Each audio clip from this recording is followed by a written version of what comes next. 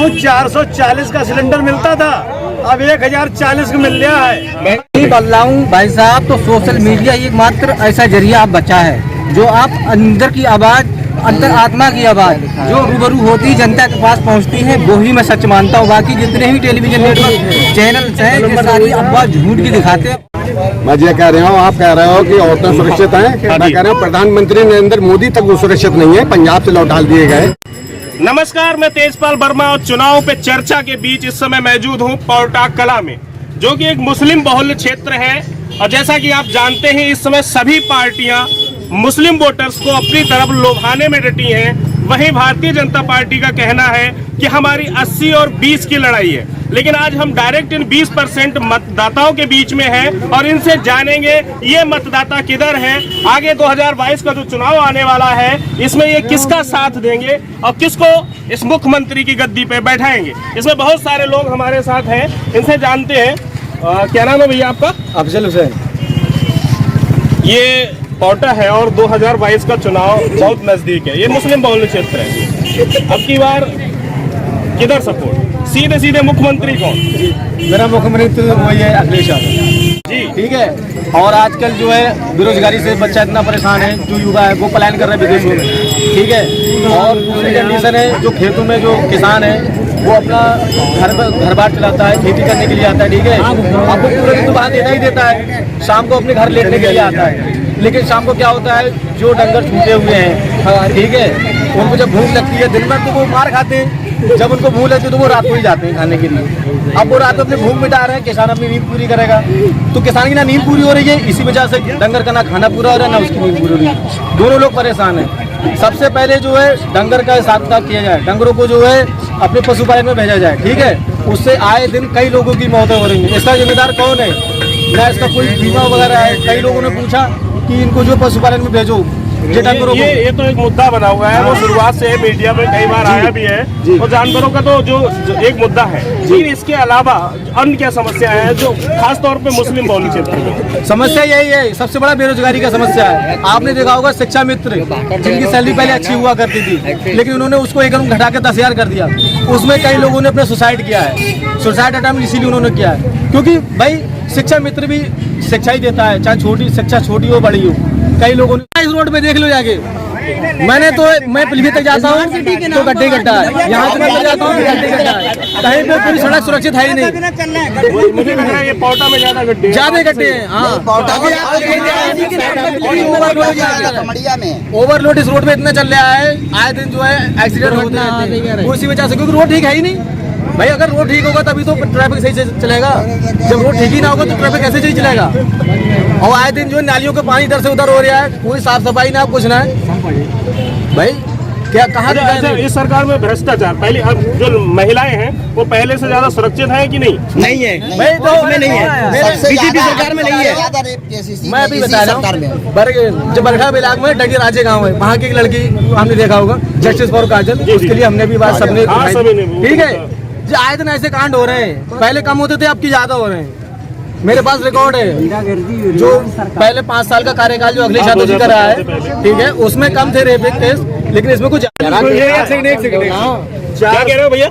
मैं ये कह रहा हूँ 440 का सिलेंडर मिलता था, अब 1040 का मिल गया है। महंगाई चरम पर है, गरीब आदमी क्या करे? किसको चुनेंगे फिर 2022 में? 2022 में सीधी अखिलेश भैया आ रहे हैं। साइकिल ही साइकिल, 22 साइकिल, 22 में साइकिल। सिर्फ महंगाई की समस्या है, महंगाई है, पशु हैं, बेरोजगारी, गाय बछड़े जो योगी जी ने छोड़ रखे हैं। भाई अखिलेश मतलब भारतीय जनता पार्टी का कहना है, देखो सुविधाएं लोगे तो महंगाई तो होगी। मतलब उनका कहना है पहले सिलेंडर थे ही नहीं, हमने दे दिए तो ज्यादा का ले रहे हैं, तो क्या दिक्कत है? इस पे क्या कहें? सुविधा दी है, मगर सुविधा के संग में उतना महंगाई थोड़ी जो बाहर मारे में गरीब आदमी का मतलब जीना मरना संग हो रहा है। गरीब आदमी मतलब ये तो कोरोना काल से मतलब तंगई, किसान वर्ग में जो तंगई है इस टाइम, मजदूरी करके उसमें खेत में लगा रहा है, मजदूरी करके खेत में खाद पानी लगा रहा है, पेस्टिसाइड की दवाइयाँ कितनी महंगी हो गई हैं, इस पर कोई ध्यान नहीं दिया गया। तो शॉर्टेज पड़ी थी और दवाइयाँ मतलब मार्केट खाद की में, बात कर रहा हूँ, शॉर्टेज हुई थी। हाँ खाद की शॉर्टेज हुई थी, मगर दवाइयाँ मार्केट में आम भाव बिकी और महंगी बिकी। अच्छा, क्या कहना भैया आपका 2022 में किसकी सरकार? 2022 में किसकी सरकार, ये तो आने वाले वक्त में पता चलेगा। सपोर्ट की तरह? सपोर्ट तो जो हमारा है वो कांग्रेस की तरफ है। कांग्रेस की तरफ। अच्छा, कांग्रेस की कुछ अच्छाइयाँ जो अभी अन्य प्रदेशों में रही आप हुई? यूपी की बात कर रहे हैं, हम पूरे हिंदुस्तान की बात कर रहे हैं। पूरे हिंदुस्तान में कांग्रेस ने सब चीज़ दी, LIC दी, ठीक है, एयर प्लेन बनाए, एयरपोर्ट बनाए, रेलवे बनाई, सारी चीज़ें बनाई। बीजेपी ने क्या बनाया? कि रोड नहीं पड़ा, बीजेपी बेच रही है, बीजेपी बेचने में वो बेच रही है, LIC को बेच रही है, ठीक है, क्या नाम है, बीजेपी ने तो सबको बेच दिया। किसान अपने खेत से गल्ला मट्टी नहीं ला सकता, उसके ऊपर भी आपत्ति है। उसका खेत है, उसका मालिक है वो, अगर एक गल्ला मट्टी भी लेके आएगा तो उसके ऊपर भी आरोप है। लेता पहले आदमी तो वहाँ से ऐसी भर लाता था, आज क्या होता है, जो 400 रुपये डल्ला पड़ रहा है, क्यों आता है ये जनता गुंडा कर दी है बीजेपी की। और यहाँ के जो विधायक रहे हैं इनका तो नाम ही नहीं पता है। किशन लाल जिंदगी में कभी इधर दिखे ही नहीं, मैंने आज तक किशन लाल को देखा ही नहीं आज तक मैंने। विधायक कौन है यहाँ का? हमारा माननीय किशन लाल जी, तो मैंने आज तक उनको जिंदगी में देखा ही नहीं है। किशन लाल को देखा ही नहीं, मैंने आज तक देखा ही नहीं, मैं पहली बात तो मैं बीजेपी को वोट देता ही नहीं, मैं अपने माननीय अक्षय भैया को वोट देता हूँ। अगर फिर से भी मैं ये कह रहा हूँ, आप कह रहे हो कि औरतें सुरक्षित हैं, मैं कह रहा हूँ प्रधानमंत्री नरेंद्र मोदी तक वो सुरक्षित नहीं है। पंजाब से लौटा दिए गए वो लोग, वो प्रधानमंत्री थे। आगे जनता के और पब्लिक की क्या हाल है? इतने गड्ढे हैं इस रोड पे जिसका कोई जवाब नहीं। काश्तकार इतना दुखी है गाय भैंसों से, बाजारों से, कि जिसका कोई जवाब नहीं। फसल खा जा रहे हैं। 32,000 रुपये लागत आई अगले आदमी 5 बीघे खेत में, और उसे क्या 12,000 रुपये आए। वो क्या खाएगा, क्या बच्चों को खिलाएगा, क्या अपने और कुछ करेगा? तो 2022 में कौन? अखिलेश भैया, पुलिस की कस्टडी में आ जाता है तभी वो गाड़ी पलट जाती है और उसको मर्डर कर देते हैं। तो उसको अगर रास्ते में कहीं तो आप मुठभेड़ में मार सकते हो। जब पुलिस की कस्टडी में आ गया वो, बीसीओ पुलिस वालों ने उसको घेर लिया है, उसको पकड़ लिया है, फिर वो क्यों मारा जा रहा है?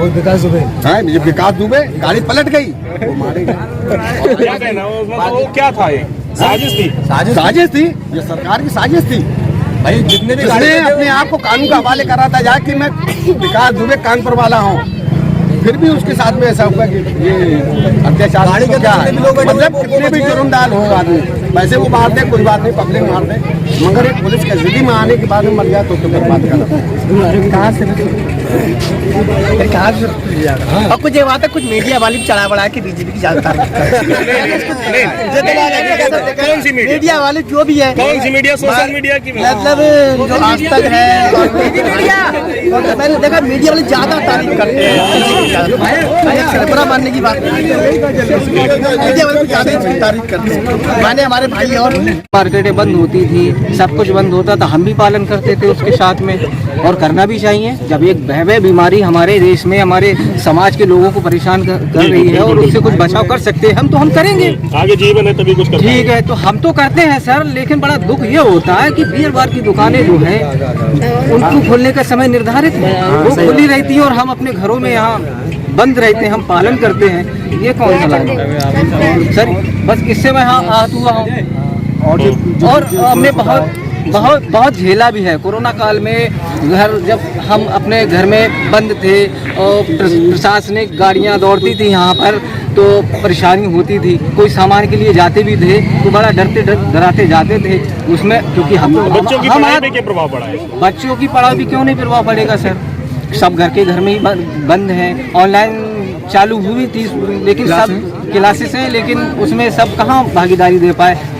बहुत से बच्चे ऐसे हैं जो गरीबी रेखा से नीचे। बहुत से लोग ऐसे जिनके पास स्मार्टफोन नहीं है, टैबलेट, लैपटॉप नहीं है, तो ऑनलाइन पढ़ाई क्या करेगा? उसके लिए तो ऑफलाइन बेसिक लाइन है नहीं। जब दूसरे लॉकडाउन में थोड़ी बहुत छूट मिला करती थी तो सारी चीज़ें खुल रही थी। जब कोई ओमिक्रॉन आया या कुछ इससे पहले और भी वेरिएंट थे, तो कि सब स्कूल पहले बंद, कुछ बंद हो ना हो, स्कूल पहले बंद हो जाते हैं, बाकी सारी चीजें खुली रहती हैं। बस ये क्या है, इस विषय भी सोचना पड़ेगा केंद्र में जो भी सरकार है उसको।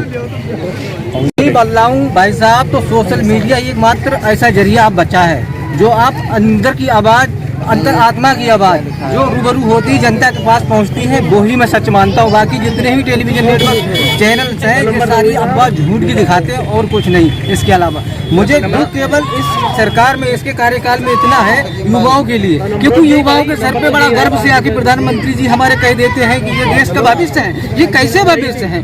जब देखो उनका पर्चा लीक हो जाता है, बच्चे मेहनत करते हैं, पढ़ाई के लिए माध्यम जुटाते हैं, पैसा एकत्र करते हैं, कहीं जाते हैं पढ़ने के लिए और अपने मेहनत से परीक्षा फल में जब बैठ जाते हैं और उसी समय जब परीक्षा दे करके आते हैं, बाहर आते हैं तो सनसनी सी फैल जाती है कि पेपर लीक हो गया है। कैसा भविष्य, क्या बनाएंगे बच्चे जब उनको कुछ मिलेगा ही नहीं, बैठने के लिए कोई माध्यम ही नहीं है उनके पास में, काय का भविष्य? उनका फिर भविष्य है कहाँ? खाली फिरेंगे, आवारा घूमेंगे तो कुछ गलत वीडियो कहेंगे, भविष्य कहाँ है सुरक्षित हाथों में? कौन देगा? इसकी जिम्मेवारी आके कोई भी सरकार हो, केंद्र में जो भी सरकार बैठे वो अपने हाथों में ले, उनको अच्छा भविष्य दे। बस ये मैं कहना चाहता हूँ बस आपके चैनल के माध्यम से। अखिलेश यादव सरकार में इससे पहले 2017 से पहले गुजरी तो क्या ये समस्या नहीं थी? ऐसी नहीं थी जितनी इस शासन में हुई है, ऐसी नहीं थी। अब आप एक चीज़ देख लीजिए, इससे पहले जैसे तैसे हमारे यहाँ रोड हैं, गड्ढे मुक्त नहीं हुए हैं लेकिन चल रहे हैं, लेकिन हम चल रहे थे गड्ढे से बचाव तो था, लेकिन अगर हम गड्ढे से बचने जाते हैं तो वो योगी जी ने जो आवारा साथ छोड़ रखे हैं उनसे टकरा के मृत्यु निश्चित है। सही बात। बताओ कहाँ से बचेंगे? कहीं से भी कोई भला होता नहीं दिख रहा था। तो अब की बार विधानसभा 28 है ये जी बरखेड़ा, हाँ, इससे किसको ला रहे हैं फिर? समाजवादी पार्टी है यहाँ तो फुल बहुमत से। जैसा कि अभी भाई साहब ने कहा कि 3 जो यहाँ पे वैकेंसियों की समस्या आई या जो पर्चा लीक की समस्या आई, तो मैं भी इस पे थोड़ी सी बात कहना चाहूँगा। लगातार 3-4 साल हो गए जिससे इंडियन आर्मी की भर्ती नहीं आई। अभी कुछ 1-1.5 महीने पहले की बात है, टेट का एग्जाम भी आया था, पेपर भी दिया था, लेकिन वो भी लीक हो गया। ऐसी तमाम लगभग 11 ऐसी परीक्षाएं थी जिनकी भर्तियां आई भी तो पेपर लीक हो गया। ये समस्या तो लगातार बनी।